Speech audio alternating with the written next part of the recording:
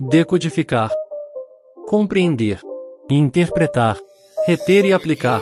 Aqui, bem-vindo ao canal Mental Impulse. Aviso: este vídeo contém ativadores sonoros e visuais que auxiliam na compreensão, foco e mentalização das informações. Capítulo 2. Quando falar com nós mesmos é um tiro que sai pela culatra. O primeiro arremesso perdido pareceu casual. 1.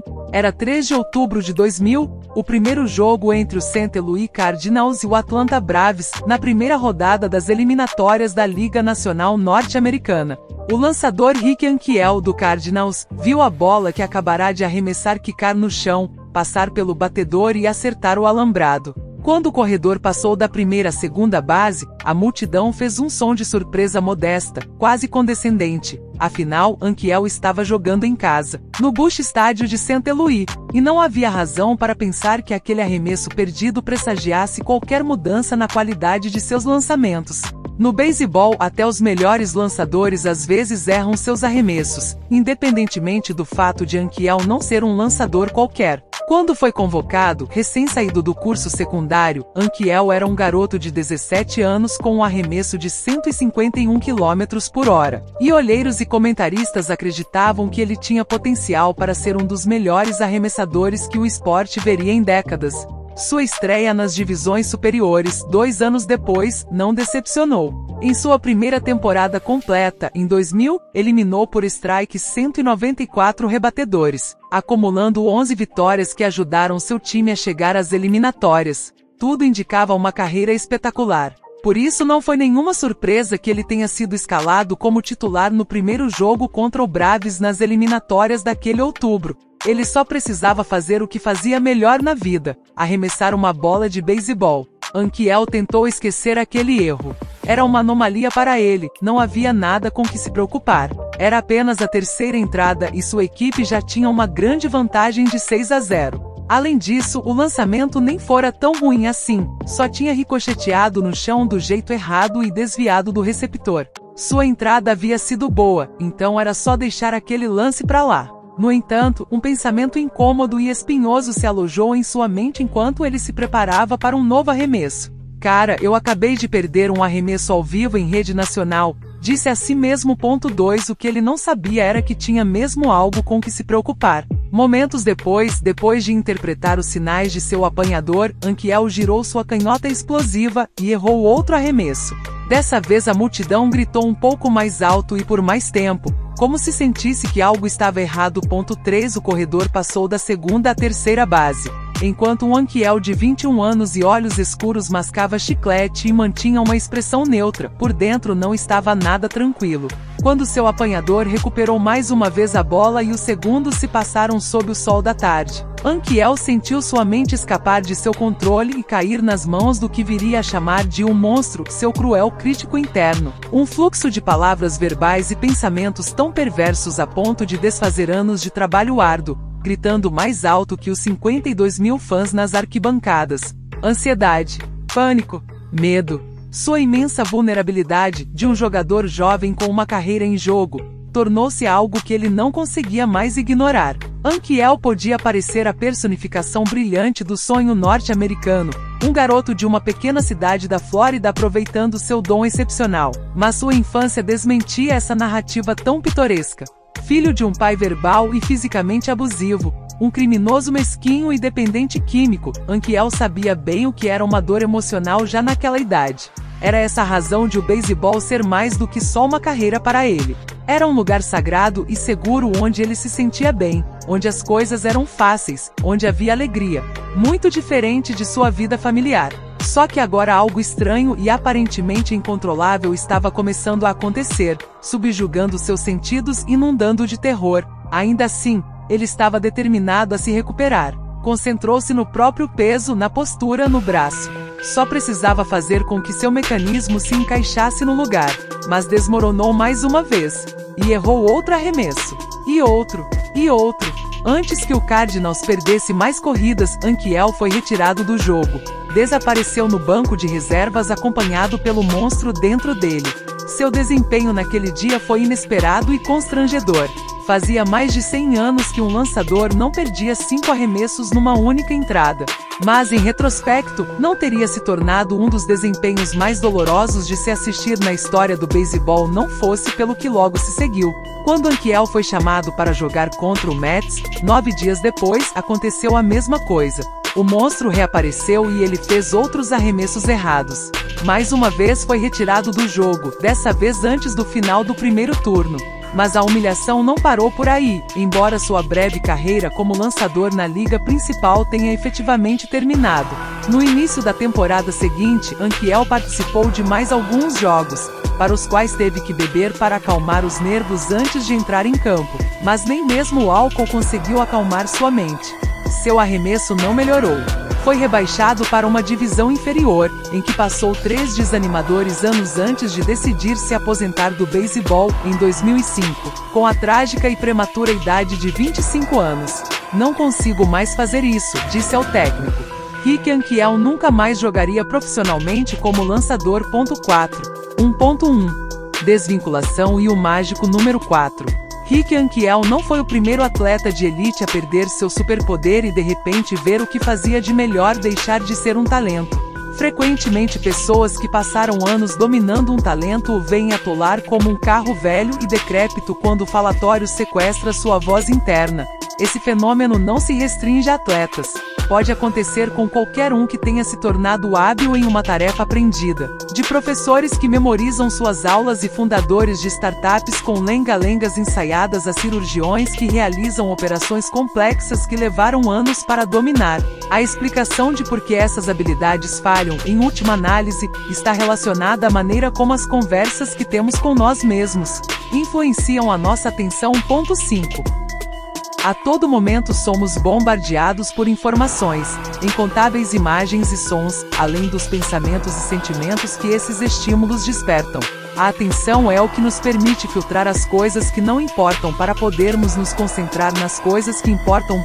6 E apesar de grande parte da nossa atenção ser involuntária, como quando nos voltamos automaticamente para um barulho mais alto, uma das características que tornam os humanos tão únicos é nossa capacidade de nos concentrarmos conscientemente nas tarefas que exigem nossa atenção. Quando nos vemos sobrecarregados pela emoção, como Ankiel naquele dia de outono de 2000, uma das coisas que nossa voz interna faz é controlar nossa atenção, focando-a nos obstáculos que encontramos e excluindo praticamente tudo mais. Isso nos é vantajoso na maioria das vezes, mas não quando se trata de usar nossa atenção para exercer uma habilidade automática e aprendida, como o arremesso era para Ankiel. Para entender por que isso acontece, é útil observar o que dá certo quando comportamentos automatizados de atletas os elevam às alturas mais impressionantes de desempenho. Em 11 de agosto de 2019, a ginasta americana Simone Biles fez história nos esportes ao se tornar a primeira mulher a dar um salto triplo-duplo em uma competição oficial durante sua exibição de solo no Campeonato de Ginástica dos Estados Unidos. Como escreveu um comentarista, é um movimento que requer uma força extrema, quase super-humana, coordenação e treinamento.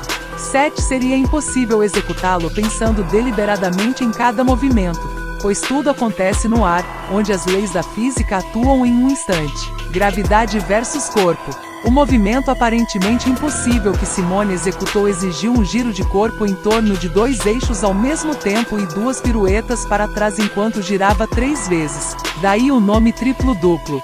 Podemos pensar em sua execução perfeita do movimento como a culminação de todos os movimentos automatizados que seu cérebro havia dominado durante anos. Correr, pular, dar piruetas, saltos para trás, girar e pousar. Para realizar o seu triplo-duplo, reuniu naquela façanha um conjunto de movimentos que levou anos para aprender, mas que em algum momento deixou de precisar do controle consciente de seu cérebro. A voz interna de Simone não direcionou cada uma de suas ações, embora provavelmente tenha se alegrado quando a multidão foi à loucura. Como todos os atletas, Simone desenvolveu seu triplo-duplo a partir de uma série de comportamentos individuais que ela vinculou através da prática. Em algum momento os elementos separados da cadeia de movimentos se fundiram em uma ação contínua. Sua mecânica corporal automática, estimulada pela capacidade do cérebro de vinculá-los, combinada com o fabuloso DNA, deu a Simone um lugar na história do esporte. Até seu colapso, Anquiel parecia estar em uma trajetória semelhante,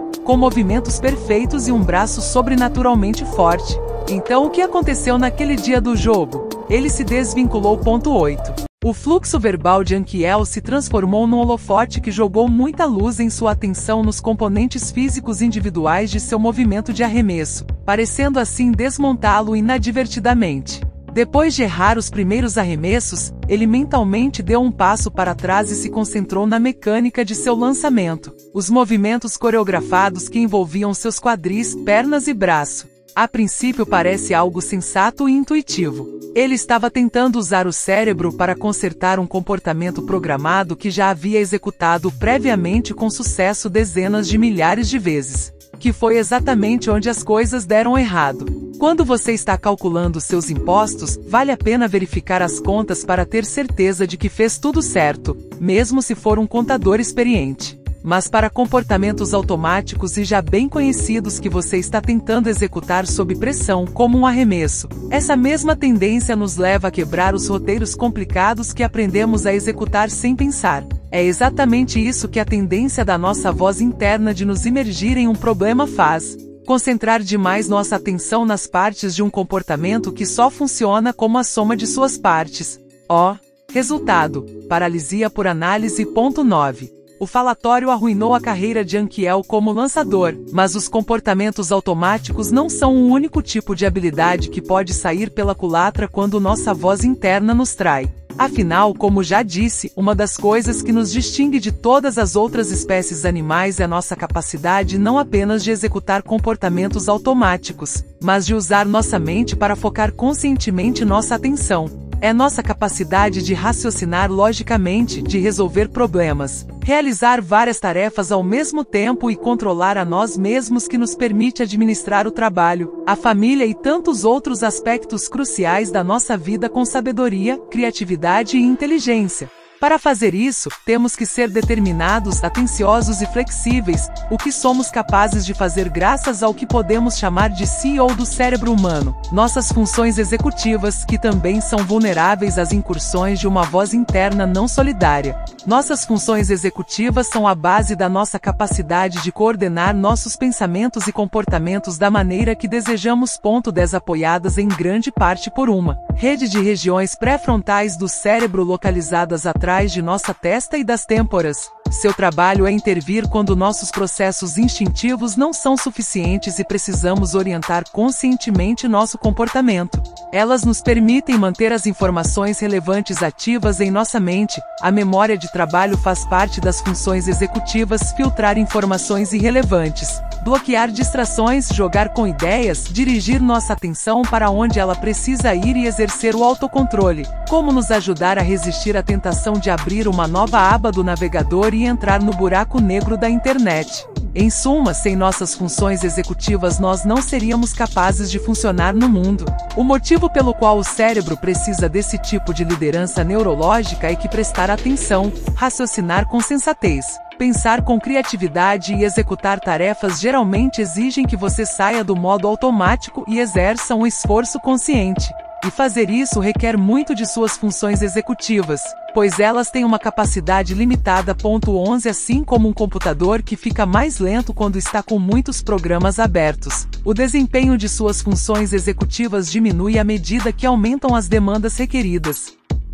A ilustração clássica dessa capacidade limitada, conhecida como número mágico 4,12, tem a ver com nossa capacidade de reter entre 3 e 5 unidades de informação na mente a qualquer momento. Considere um número de telefone dos Estados Unidos. Memorizar o número 20035027765 é muito mais fácil que memorizar 20035022765. No primeiro caso, você agrupou os números, então está memorizando 3 informações.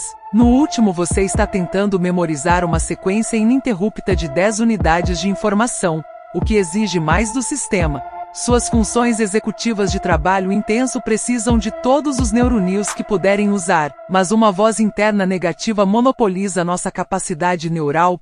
13 A ruminação verbal concentra nossa atenção estritamente na fonte de nossa aflição emocional, roubando neuroníons que poderiam nos ser úteis. Na verdade, nós congestionamos nossas funções executivas realizando uma tarefa dupla, a tarefa de fazer tudo o que queremos e a tarefa de ouvir nossa dolorosa voz interna. Neurologicamente, é assim que o falatório divide e confunde nossa atenção. Todos nós estamos familiarizados com as distrações de um fluxo verbal negativo. Você já tentou ler um livro ou concluir uma tarefa que exige concentração depois de uma briga feia com alguém que ama? É quase impossível. Todos os pensamentos negativos resultantes consomem suas funções executivas, pois seu crítico interno e seus resmungos tomaram o controle da sede corporativa, roubando seus recursos neuronais. O problema para a maioria de nós, no entanto, é que geralmente estamos engajados em atividades muito mais complexas do que reter informações de um livro. Estamos fazendo o nosso trabalho, perseguindo nossos sonhos, interagindo com outras pessoas e sendo avaliados. Quando toma forma de pensamentos ansiosos repetitivos, o falatório torna-se um exímio sabotador quando se trata de tarefas específicas. Inúmeros estudos revelam seus efeitos debilitantes. Ele leva alunos a ter um desempenho pior em provas, 14 provoca medo de palco e uma tendência ao catastrofismo em artistas 15 e dificulta acordos nos negócios. Um estudo descobriu, por exemplo, que a ansiedade leva as pessoas a fazer ofertas iniciais mais baixas, 16 a abandonar as discussões mais cedo e ganhar menos dinheiro. Essa é uma maneira muito boa de dizer que elas fracassaram em seus empregos, por causa do falatório. A qualquer momento a quilha da nossa voz interna pode oscilar devido a um número infinito de coisas.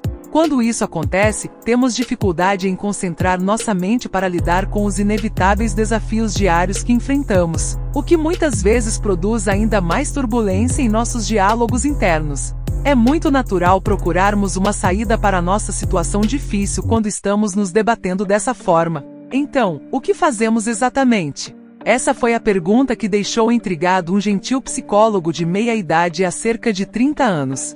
Sua pesquisa levantaria questões complexas sobre os danos do falatório, que vão muito além de nossa capacidade de concentrar nossa atenção.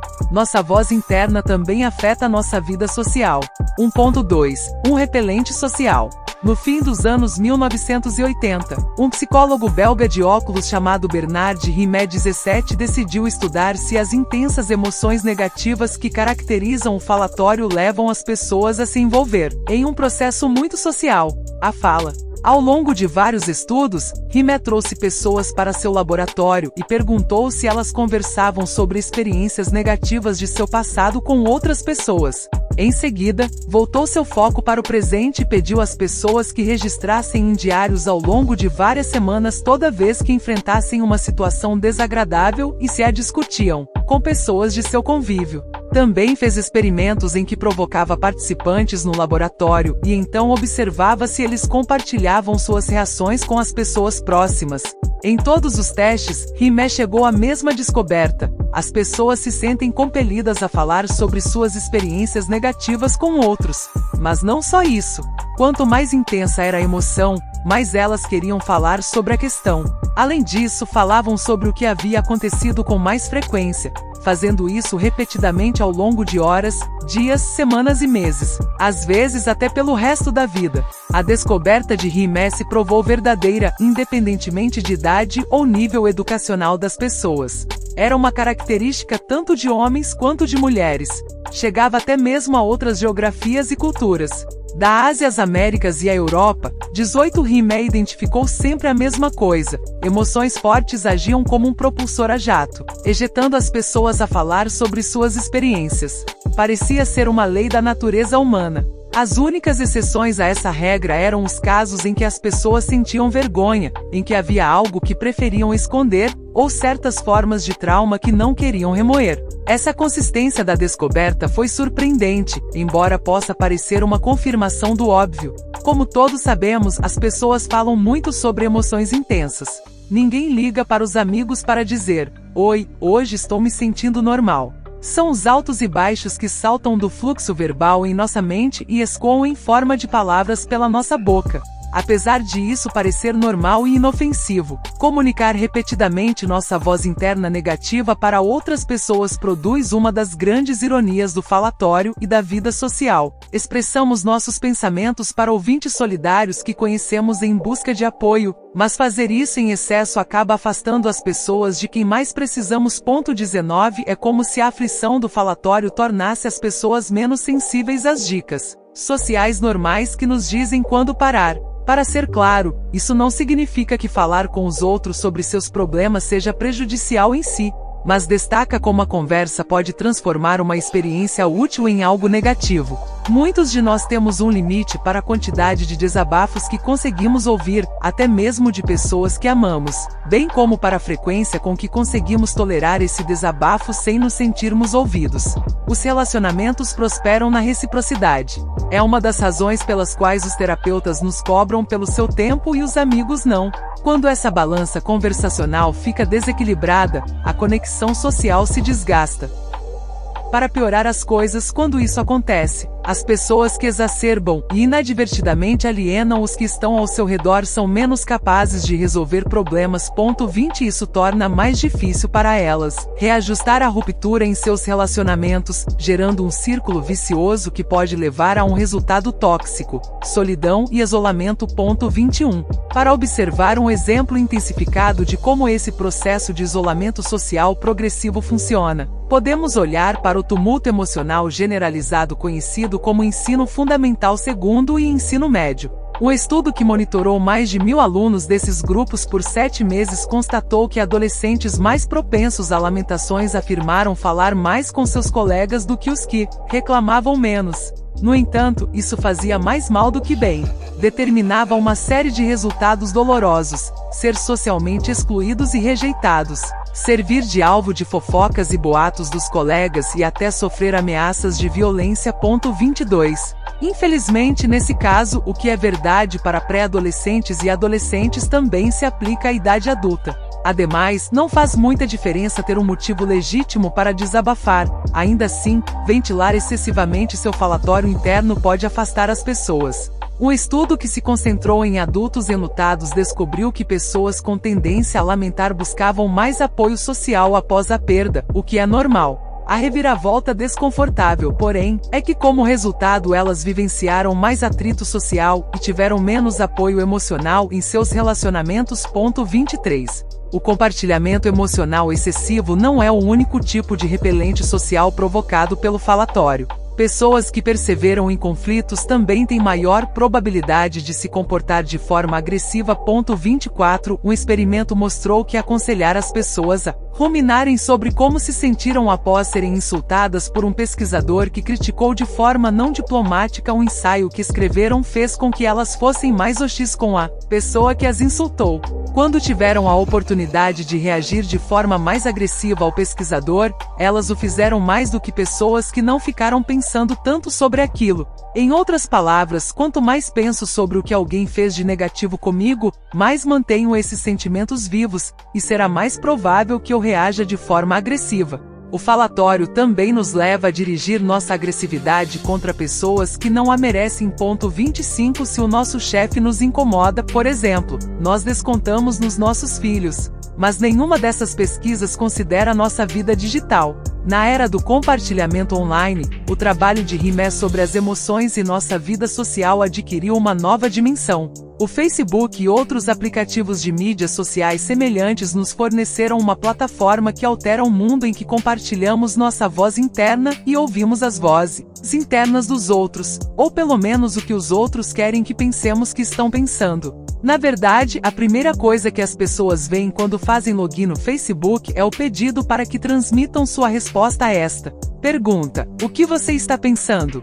E é o que fazemos. Em 2020, quase 2,5 bilhões de pessoas usavam o Facebook e o Twitter. 26 Quase um terço da população mundial, e normalmente o fazem para compartilhar suas ruminações pessoais. 27 Vale ressaltar que não há nada de intrinsecamente ruim em compartilhar pensamentos nas redes sociais. Na longa linha histórica do tempo da nossa espécie, é simplesmente um novo ambiente no qual passamos muito tempo, e os ambientes não são bons ou ruins por si sós. Se nos ajudam ou nos prejudicam, depende de como interagimos com eles. 28 Dito isso, há duas preocupantes características das mídias sociais quando você considera a intensidade da motivação que temos de transmitir nosso fluxo de pensamentos, empatia e tempo. A empatia é de extrema importância, tanto individual quanto coletivamente. 29 É ela que nos permite estabelecer conexões significativas com outras pessoas. É uma das razões pelas quais desabafamos tantas vezes. 30 Buscamos a empatia dos outros, e também um dos mecanismos que mantém as comunidades unidas. É uma capacidade que desenvolvemos porque ajuda a nossa espécie a sobreviver. Pesquisas mostram que observar as respostas emocionais de outras pessoas, ver alguém se retrair ou ouvir um tremor em sua voz, pode ser uma forma potente de desencadear empatia. Porém, online, os gestos físicos sutis, microexpressões e entonações vocais que provocam respostas empáticas na vida diária estão ausentes. 31 Em consequência, nosso cérebro é privado de informações que cumprem uma função social essencial: inibir a crueldade e o comportamento antissocial. Em outras palavras, menos empatia frequentemente leva à perversidade e cyberbullying, que tem consequências graves. 32 O cyberbullying, por exemplo, tem sido associado a episódios mais longos de depressão, ansiedade e abuso de substâncias, bem como vários efeitos físicos tóxicos como dores de cabeça, distúrbios do sono, doenças gastrointestinais e mudanças no funcionamento dos sistemas de resposta ao estresse. A passagem do tempo também é essencial para nos ajudar a administrar nossa vida emocional, especialmente quando se trata de processar experiências desagradáveis. 33 Quando identificamos alguém para conversar offline, muitas vezes precisamos esperar até ver a pessoa ou até ela estar disponível para nos ouvir. Enquanto esperamos por essa pessoa, algo mágico acontece. O tempo passa, o que nos permite refletir sobre o que estamos sentindo e pensando de maneiras que muitas vezes moderam nossas emoções. Na verdade, a pesquisa apoia a ideia comum de que o tempo cura, ou o conselho de dar tempo ao tempo. Agora vamos nos transplantar para o mundo paralelo da vida digital e da nossa capacidade de acessá-lo a qualquer momento graças aos nossos dispositivos inteligentes. As mídias sociais permitem que nos conectemos com outras pessoas imediatamente após uma resposta emocional negativa, antes que o tempo nos dê a oportunidade de repensar como nos sentimos ou o que planejamos fazer. Graças à conectividade do século XXI, quando estamos no auge de nossos surtos internos, justo quando nossa voz interna quer fazer um escândalo, ela pode fazer. Então nós postamos, tuitamos, comentamos. Com o passar do tempo e a remoção dos indutores físicos de empatia, as mídias sociais se tornam um espaço suscetível aos aspectos inconvenientes da voz interna. Isso pode levar a um aumento de conflitos, hostilidade e falatório, tanto para os indivíduos quanto para a sociedade como um todo. Também significa que mais do que nunca perdemos a linha do que compartilhamos. Assim como falar por muito tempo e com muita frequência com os outros sobre nossos próprios problemas. Postagens excessivamente emocionais irritam e afastam as pessoas. 34 Elas violam normas tácitas, e os usuários começam a desejar que pessoas que se expõem demais online busquem apoio nos amigos offline. Não é nenhuma surpresa que pessoas com depressão, que é alimentada pelo fluxo verbal, compartilhem mais informações pessoais negativas em suas mídias sociais. 35 E ainda assim percebam que estas são de menos ajuda ou apoio para elas do que para pessoas não deprimidas. As mídias sociais nos fornecem uma plataforma para compartilhar, demais, os pensamentos e sentimentos fervilhando em nossa cabeça, e as formas como elas prejudicam nossos diálogos internos nem sempre estão relacionadas a empatia e tempo. Além disso, as mídias sociais também nos permitem moldar o que queremos que os outros acreditem que está acontecendo em nossa vida, e nossas escolhas sobre o que postamos podem alimentar o falatório de outros. A necessidade humana de autoapresentação é poderosa. 36 Elaboramos nossas aparências para influenciar o modo como as pessoas nos percebem o tempo todo. Sempre foi assim, mas o surgimento das mídias sociais aumentou exponencialmente o controle sobre como fazemos isso. Elas nos permitem fazer uma hábil curadoria da apresentação de nossa vida. 37 Uma versão photoshopada, com os pontos baixos e momentos menos esteticamente agradáveis deixados de fora. Participar desse exercício de autoapresentação pode nos fazer sentir melhor. 38 satisfazendo nossa necessidade de fornecer uma imagem positiva aos olhos dos outros e elevando nossa voz interna. Mas há um problema. Embora postar fotos glamourosas de nossa vida possa fazer com que nos sintamos melhor, esse mesmo ato pode fazer com que os usuários que veem nossas postagens se sintam pior. Isso porque, ao mesmo tempo que nos sentimos motivados a fornecer uma imagem positiva, também somos levados a nos comparar com os outros. 39 E as mídias sociais exacerbam os mecanismos de comparação do nosso cérebro. Um estudo que meus colegas e eu publicamos em 201.540 demonstrou, por exemplo, que quanto mais tempo as pessoas navegam passivamente pelo Facebook observando a vida dos outros, mais os invejam 41 e se sentem pior em decorrência. Se transmitir nossos sentimentos nas redes sociais e participar de sua cultura de autopromoção tem tantos efeitos que induzem um falatório, é razoável perguntar por que continuamos a exercer essa prática.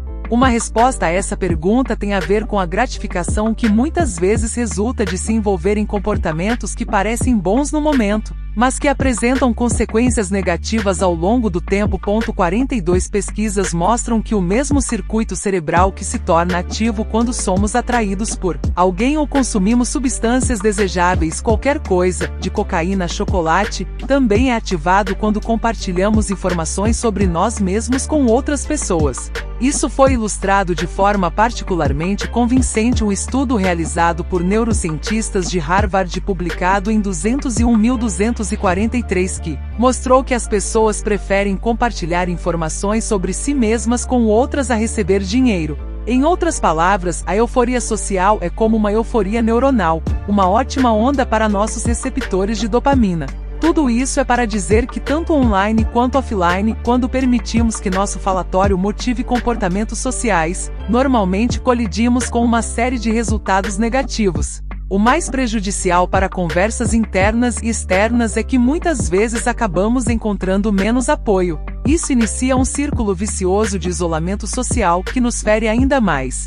Na verdade, se você parar e ouvir, vai perceber que muitas pessoas realmente usam a linguagem da dor física para descrever como se sentem ao serem rejeitadas pelos outros. Em idiomas de todo o mundo, do inuit ao alemão, do hebraico ao húngaro, do cantonês ao butanês, 44 As pessoas usam palavras relacionadas a ferimentos físicos para descrever a dor emocional, abatida, ferida, machucada, entre muitas outras. A razão pela qual fazem isso não é somente por terem um talento especial para expressões metafóricas. Uma das descobertas mais assustadoras que tive em minha carreira é que o falatório não prejudica as pessoas somente no sentido emocional. Ele tem implicações físicas para o nosso corpo também, desde a forma como experimentamos dores físicas até a forma como nossos genes operam em nossas células. 1.3 O piano dentro de nossas células. Um por um, eles chegaram ao nosso laboratório no subsolo, os corações partidos da cidade de Nova York.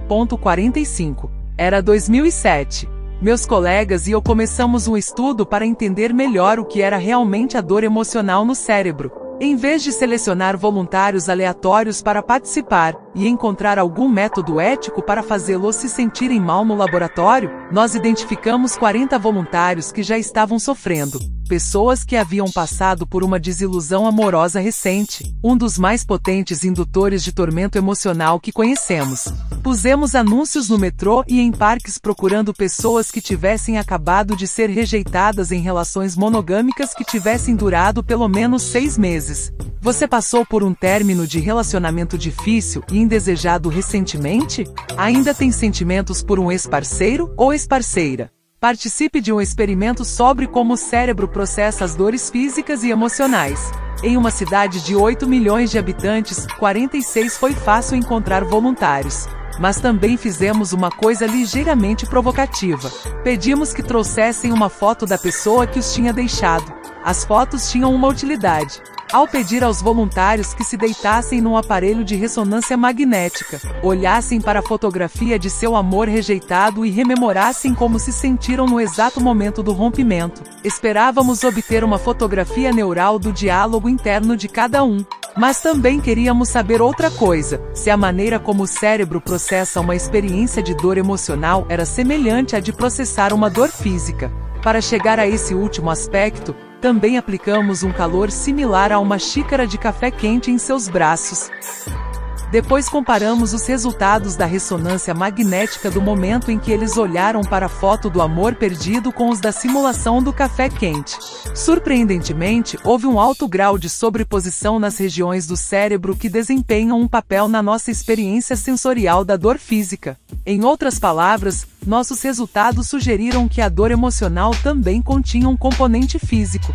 Essas e outras descobertas de outros laboratórios que surgiram mais ou menos na mesma época começaram a demonstrar como conceitos reconhecidamente nebulosos, como a dor social, influenciam o que acontece no nosso corpo, especialmente em se tratando de estresse. 47. Dizer que o estresse mata é um clichê do século XXI. Ele é uma epidemia moderna que contribui para perdas de produtividade que chegam a 500 bilhões de dólares anuais só nos Estados Unidos. 48. Ainda assim, normalmente perdemos de vista o fato de que o estresse é uma resposta adaptativa. Ele ajuda nosso corpo a responder de forma rápida e eficiente a situações potencialmente ameaçadoras. Mas o estresse deixa de ser adaptativo quando se torna crônico, quando o alarme sobre lutar ou fugir não para de emitir sinais. E com certeza, um dos principais culpados por manter o estresse ativo é nosso fluxo verbal negativo. 49. A ameaça inclui perigo físico, é claro, mas também abrange uma gama de experiências mais comuns. Por exemplo, quando nos deparamos com situações com as quais não temos certeza se conseguimos lidar. Perder um emprego ou começar em um novo, viver um conflito com um amigo ou familiar, mudar para outra cidade, enfrentar um problema de saúde, sofrer pela morte de um ente querido, divorciar-se, morar em um bairro perigoso. Tudo isso engloba circunstâncias adversas capazes de desencadear uma resposta à ameaça semelhante àquela que sentimos quando estamos em perigo físico imediato. Quando o alarme de uma ameaça é ativado no nosso cérebro, nosso corpo logo se mobiliza para nos proteger, assim como um país mobiliza seu exército para um ataque coordenado contra um invasor inimigo. A fase 1 começa instantaneamente em uma região do cérebro em forma de cone chamada hipotálamo, quando recebe sinais de outras regiões do cérebro indicando a existência de uma ameaça. O hipotálamo dispara uma cadeia de reações químicas que liberam adrenalina na corrente sanguínea. A adrenalina faz seu coração bater mais rápido, aumenta a pressão arterial e os níveis de energia e aguça os seus sentidos. Momentos depois, o cortisol, o hormônio do estresse, é liberado para manter os níveis de energia e os motores a jato funcionando.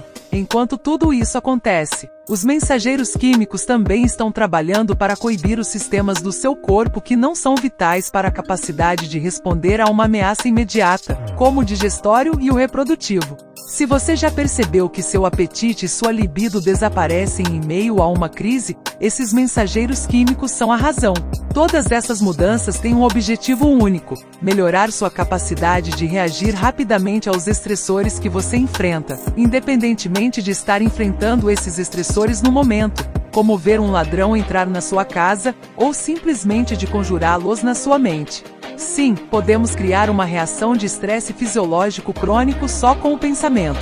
E quando nossa voz interna alimenta esse estresse, isso pode ser devastador para a nossa saúde. Inúmeros estudos relacionaram a ativação de longo prazo de nossos sistemas de resposta ao estresse com doenças, que abrangem uma gama de problemas cardiovasculares, distúrbios do sono e várias formas de câncer. 50 Isso explica como experiências estressantes, como sentir-se cronicamente isolado e sozinho, podem ter efeitos drásticos em nossa saúde. Na verdade, não ter uma rede de apoio social forte é um fator de risco de morte tão grande quanto fumar mais de 15 cigarros por dia, consumir quantidades excessivas de álcool, não praticar exercícios, ser obeso ou viver em uma cidade altamente poluída. 51. Pensamentos negativos crônicos também podem entrar no território da doença mental, embora isso não signifique que o falatório seja a mesma coisa que depressão clínica, ansiedade ou transtorno de estresse pós-traumático. Pensamentos negativos repetitivos não são sinônimo dessas condições, mas são uma característica comum nelas. Na verdade, os cientistas os consideram um fator transdiagnóstico de risco 52 de muitos transtornos, o que significa que o falatório encontra-se na base de uma variedade de doenças mentais. Mas aqui chegamos a um dos aspectos mais assustadores sobre as maneiras como o falatório alimenta o estresse. Quando nossa resposta ao pânico é prolongada, a erosão fisiológica gradual que ela causa pode prejudicar mais do que nossa capacidade de lutar contra a doença e manter nosso corpo funcionando sem problemas. Pode mudar a forma como nosso DNA influencia a nossa saúde. Quando estava na faculdade, eu aprendi uma fórmula simples: genes mais fatores ambientais igual quem somos. Em quase todas as aulas, meus professores me diziam que quando se tratava da formação da vida humana, os efeitos dos genes e do ambiente não se misturavam. A criação estava numa caixa e a natureza em outra. Durante muito tempo isso foi parte da sabedoria convencional, até de repente deixar de ser. Para surpresa de muitos cientistas, novas pesquisas sugerem que essa equação não poderia estar mais longe da verdade. Só porque você tem certo tipo de gene, isso não significa que ele o afete. O que determina quem somos é se esses genes estão ativados ou desativados. Uma maneira de pensar sobre isso é imaginar que o seu DNA é como um piano enterrado no fundo de suas células. 53 As teclas do piano são seus genes, que podem ser tocados de várias maneiras. Algumas teclas nunca serão tocadas.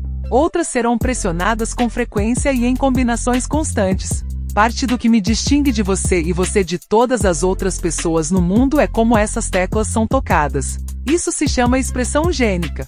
É o recital genético dentro de suas células que desempenha um papel na forma como seu corpo e sua mente funcionam. Nossa voz interna, ao que parece, gosta de fazer cócegas nas nossas teclas genéticas. A maneira como falamos conosco pode influenciar quais teclas são tocadas. O professor de medicina da UCLA, Universidade da Califórnia em Los Angeles, Steve Collie passou sua carreira estudando como natureza e criação colidem em nossas células. 54 Ao longo de vários estudos, ele e seus colegas descobriram que a experiência de ameaças crônicas alimentadas pelo falatório influencia a forma como nossos genes se expressam. Collie e outros pesquisadores descobriram que um conjunto semelhante de genes de mediadores inflamatórios 55 é expresso com mais intensidade em pessoas que sofrem ameaças crônicas, independentemente de esses sentimentos se originarem da solidão, de lidar com o estresse da pobreza ou com o diagnóstico de doenças. Isso acontece porque nossas células interpretam a experiência de uma ameaça psicológica crônica como uma situação visceralmente hostil, equivalente a um ataque físico. Quando nossas conversas internas ativam nosso sistema de ameaças com frequência ao longo do tempo, elas enviam mensagens para nossas células que acionam a expressão de genes de mediadores inflamatórios, que têm como objetivo nos proteger naquele momento, mas causam danos a longo prazo. Ao mesmo tempo, as células que desempenham funções diárias normais, como repelir patógenos virais, são suprimidas, abrindo caminho para doenças e infecções. 56 Collie chama esse efeito do falatório de morte a nível molecular. Vantagem ou desvantagem? Aprender sobre os efeitos que nossos diálogos internos negativos têm em nossa mente, no nosso corpo e nos nossos relacionamentos pode ser tremendamente perturbador. Como cientista mergulhado nesse trabalho, muitas vezes não consigo deixar de pensar como essa pesquisa se aplica à minha vida e à vida das pessoas que amo. Estaria mentindo se dissesse que não fico preocupado cada vez que vejo uma das minhas filhas se preocupando com alguma coisa. No entanto, quando olho ao meu redor, vejo exemplos que oferecem esperança. Vejo alunos que deixam de ser calouros inseguros cheios de dúvidas para se tornarem veteranos confiantes, prontos para fazer contribuições para o mundo. Vejo pessoas que enfrentam dificuldades tremendas encontrarem maneiras de se conectar com outras e receber apoio de seu círculo social. E vejo gente que já viveu em estado de estresse crônico conseguir ter uma vida saudável.